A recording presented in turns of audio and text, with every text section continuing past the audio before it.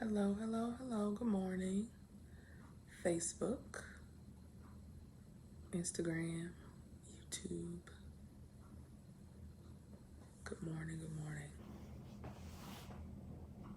I can see numbers, but I don't see names. Hey, okay, I see names starting to roll up. I only have a short period of time. I'm waiting on them to get the patient ready for my surgery this morning. And this is a subject that has come up a lot.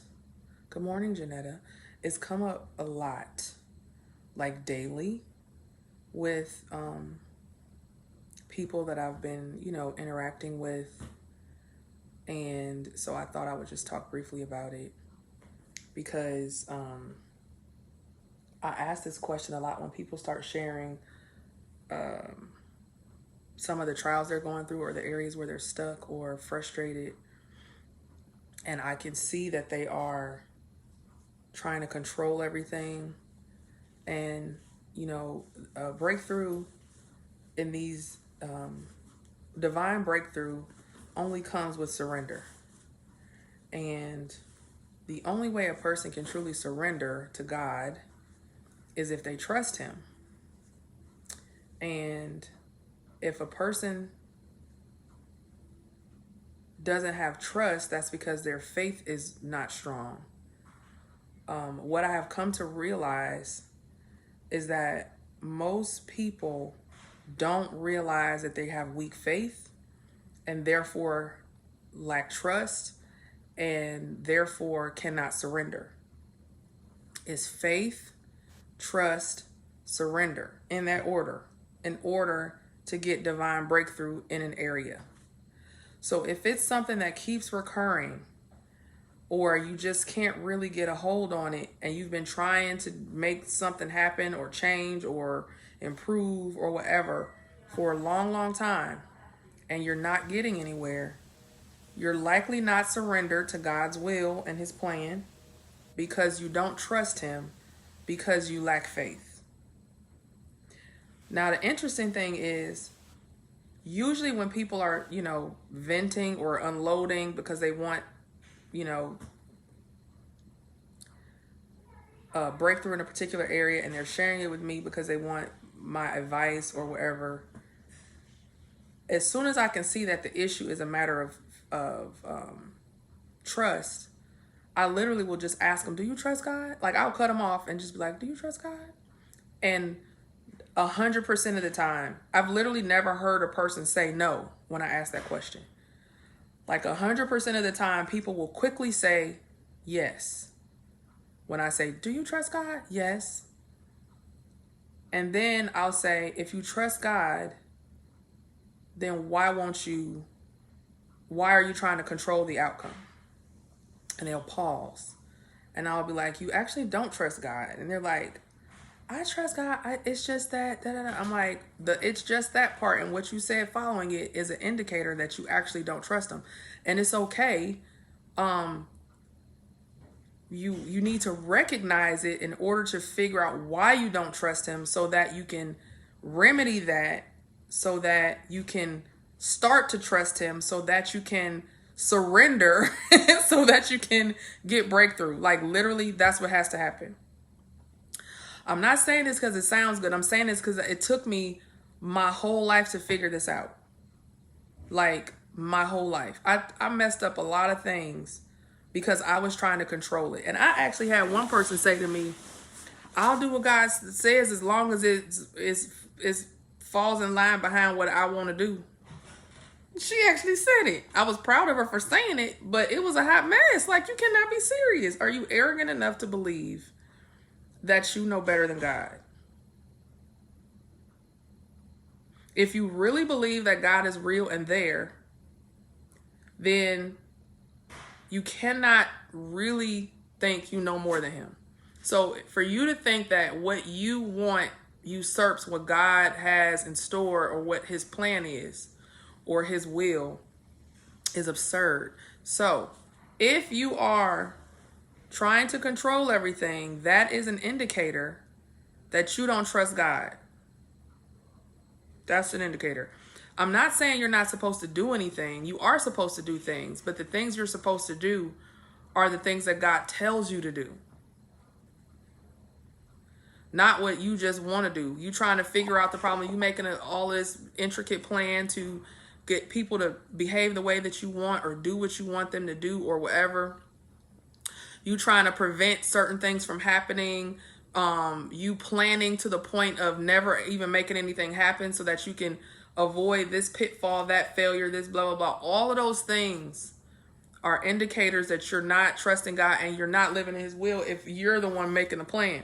So my walks with Jesus in the morning, I'm trying to get God to, I'm trying to just be in relationship with him. Like, I just want to bathe my soul in the Holy Spirit every day and start my day like that.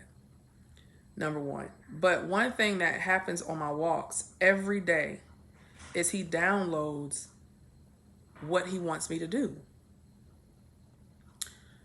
Things that he wants me to do today comes into my spirit while I'm walking. In the last few months since I started doing these walks, literally major things that I've done each day toward where he's trying to take me came to me while I was walking. And while I was bathing myself in the Holy Spirit, what am I listening to? I'm listening to the Bible. And so sometimes these revelations will come to me through a story in the Bible. Sometimes it will come to me through the books that I'm listening to, which are all written by, right now, all the authors are women. So women of faith. Every once in a while I'm listening to music, but usually it's not music. It's actual, it's books or the Bible. And he will download these things. So then when I do the thing and then I see movement right away from the thing that he inspired me to do on my walk, it builds my trust because I can see, like, when he tells you to do something, you see like effects of you doing what he told you to do quickly. At least I do. So then my confidence in him is built up, and that's where trust comes. Trust comes with a track record. You don't just trust people, right? Like, so I'm not having this like abstract trust. I have a track record with God because I do what he said and then I see fruit. And then I'm like, oh, and even though that seemed weird and crazy, what he told me to do, when I see fruit from it, then I'm like, oh, okay. So then when he tells me to do the next thing, I'm less scared than I was the first time I trusted him, or just, even if I didn't trust him, but I just went out on a limb and where it may have felt like a gamble or a risk the first few times I did it. Once I took them risks or divine risks or gambles those first few times and I saw fruit quickly, I'm like, oh.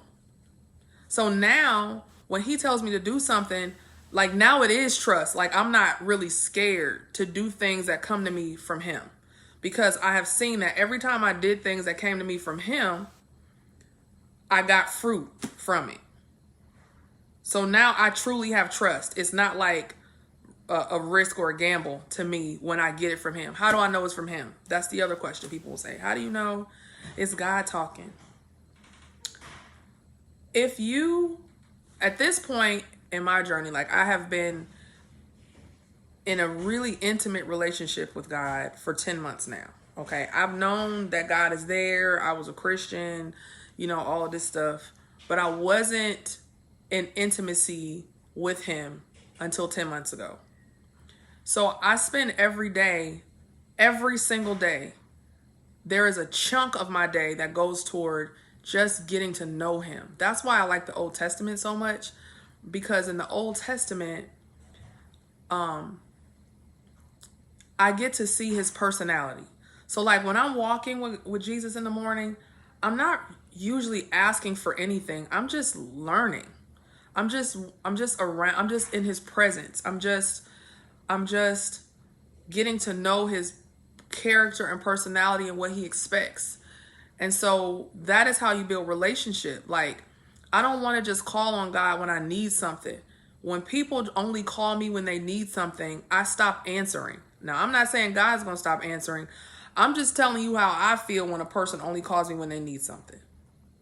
I want to know that somebody wants to be around me, wants to get to know me, cares about my heart. You know, that is what matters. And so I want that type of relationship with God. Now, I said all that to say, when you're in relationship with someone, you know them. You know their voice. You know what they look like. And so since I've been in such an intimate relationship with him and I understand more of his personality, I'm learning more every day. Then when something comes to me that's not of him or his character, I'm like, that ain't God. Like, it makes it easier for me to discern if it's him or something dressed up pretending to be him. So the closer you get to him, the easier it is to decipher his voice from other noise. Because sometimes people will come to you speaking in a way that sounds like it could be God. It's an imposter. And you can't tell because you don't really know the real thing because you're not intimate with the real thing. So that's the first thing. You got to get in relationship with him for real. And then you can recognize it. If somebody said, I saw your son, I saw Bennett, and he was at the restaurant with some lady and he was eating shrimp. I'd be like, that wasn't Bennett. Bennett don't eat no shrimp. Bennett is allergic to shrimp. Bennett know he can't eat no shrimp. Bennett wouldn't dare try to eat no shrimp. I know Bennett. So if somebody told me something that was out of his character, I would know without a shadow of a doubt that that wasn't him, and I don't even have to see him. I'll know him. If it's a bunch of kids playing on a field, if it's 30 kids playing on the field and my kid yells out mommy, without me seeing him, I will hear his voice. If it's 30 kids playing on the field and I'm looking down, maybe I'm on my phone or something, and I look up and try to spot my kid, I'm going to find my kid. They can all have on the same uniform, everything. They can have on helmets. I'm going to spot my kid over all those things because I'm in relationship with my child. I know my kid intimately. I can spot him out of a crowd. I know his voice. My eyes can be closed, and if he starts talking and some other people start talking, I know his voice. You can't trick me with my kid's voice. I want my relationship with God to be just like that. And the only way to get that is to be in relationship with him every day. So this is how you'll know it's him talking to you. Once you can trust that you hear him, once you start to do some of those things that he asks you to do that seem crazy, and then you see fruit, that all that stuff builds up your trust. Once you have trust, then you can surrender. Once you have surrender, all of the stuff that you have been dealing with for 20 years, 30 years, keep recurring over and over again in your life, living the same year over and over again for your whole life, you can break that cycle and step into your divine destiny, divine calling, step into purpose, all these things we want. Get rid of some of this pain, experience joy, all these things. That's how you do that. It's the only way. Like, you can't get all the things God planned for you when he created you if you're trying to run it. Period. The things that you should do each day should be the things that God ordered you to do. And you can't know what those things are unless you are checked in with him for him to give you that information.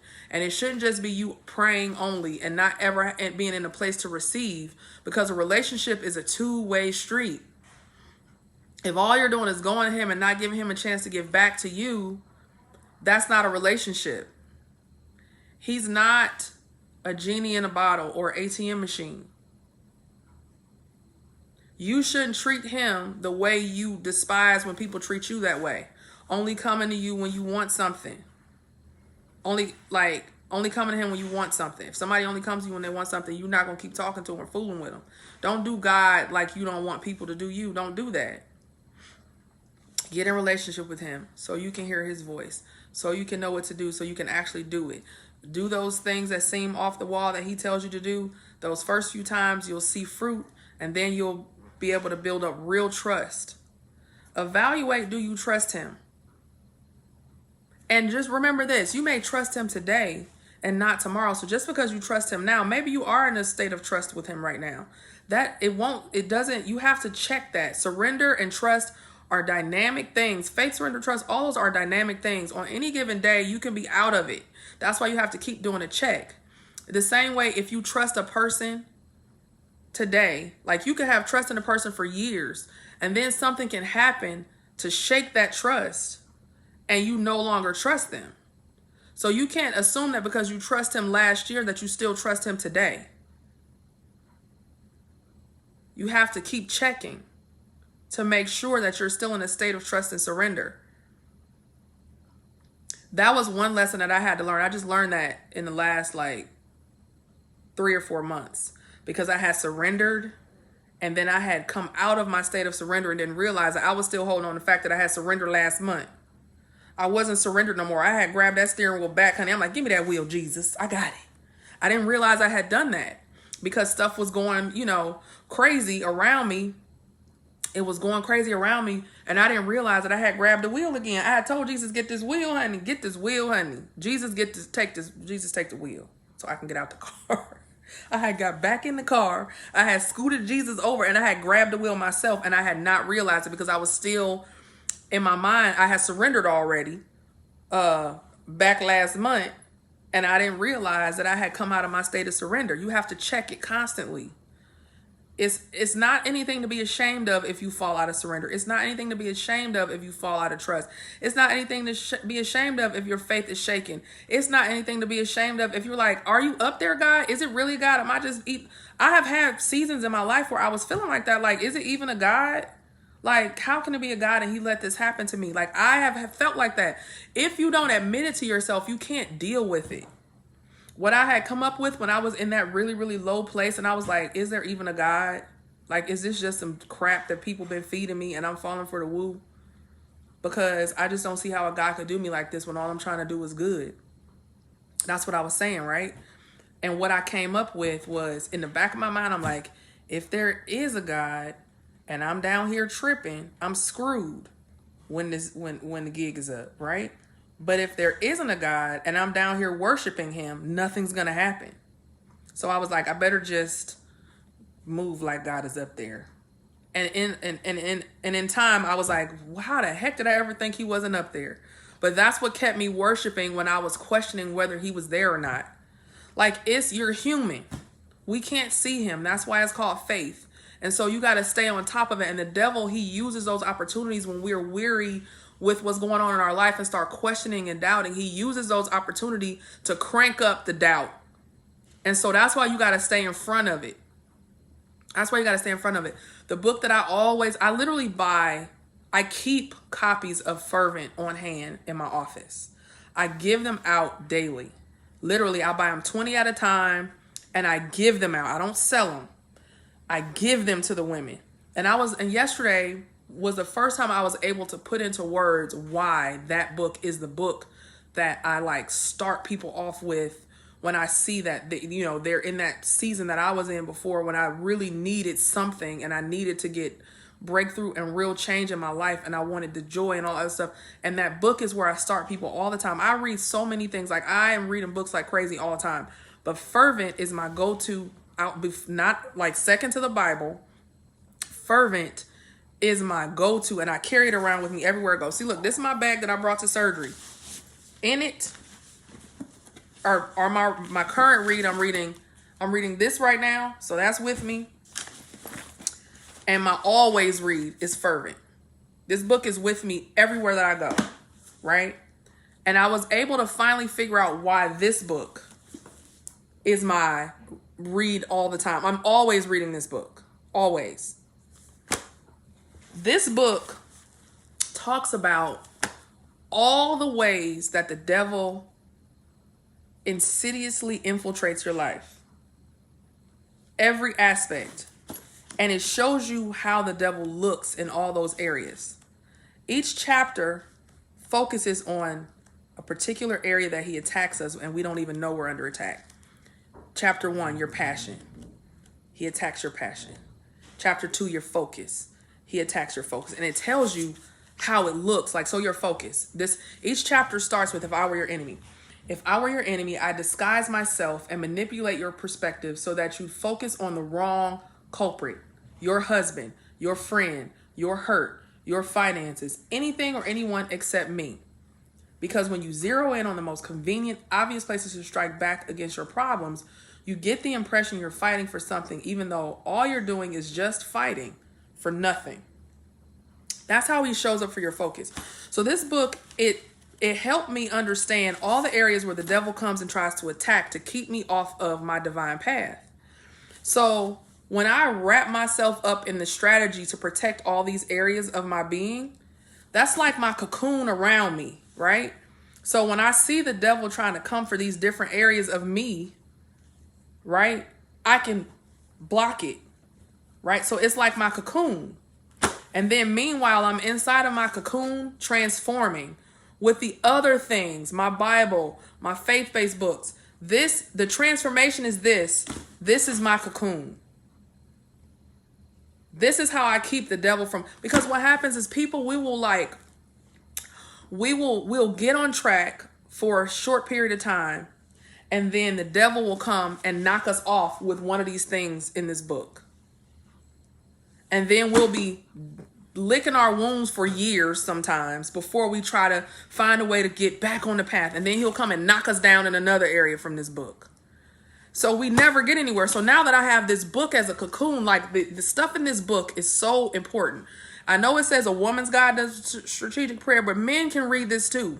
Everywhere that it says woman, just put man, because the information is universal. Okay. This book has me wrapped up. It's a cocoon around me.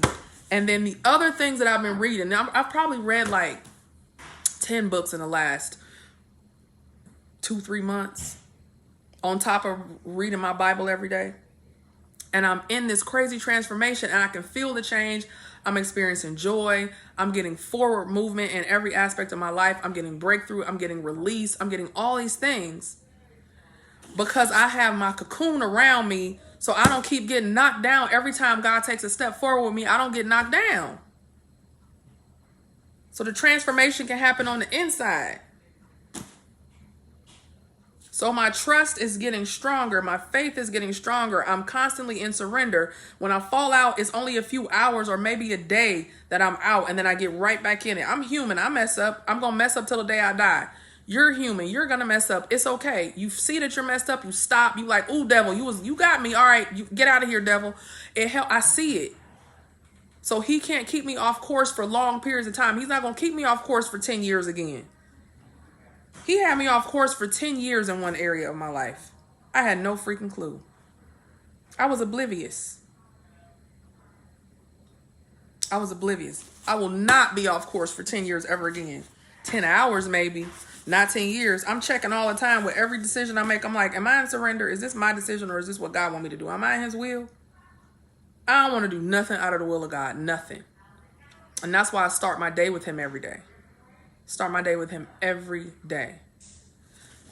So that's all I'm going to say, because they're going to be calling me in a second to go. It's about time for me to start. So I just want everybody to be blessed. I want everybody to be, to strengthen their faith each day. I want everybody to learn to trust God for real. And I want everyone to surrender to his will so that we can get all the things that he planned for us, so that we can be light and salt on this earth, so that we can not be worried and weary, so that we can, live the fullness that God planned for us when he created us. Dear Heavenly Father, I just pray that everybody on this live was blessed by this, Lord. I pray that you continue to use me as a vessel, Lord, and use the people on this video as a vessel of your word, Lord. I pray that we all find our way to your will today, Lord. And I pray that we all have a blessed and prosperous day. I ask all these things in the name of your precious son, Jesus. Amen. All right, y'all, I'm going to go do some lipo. Bye.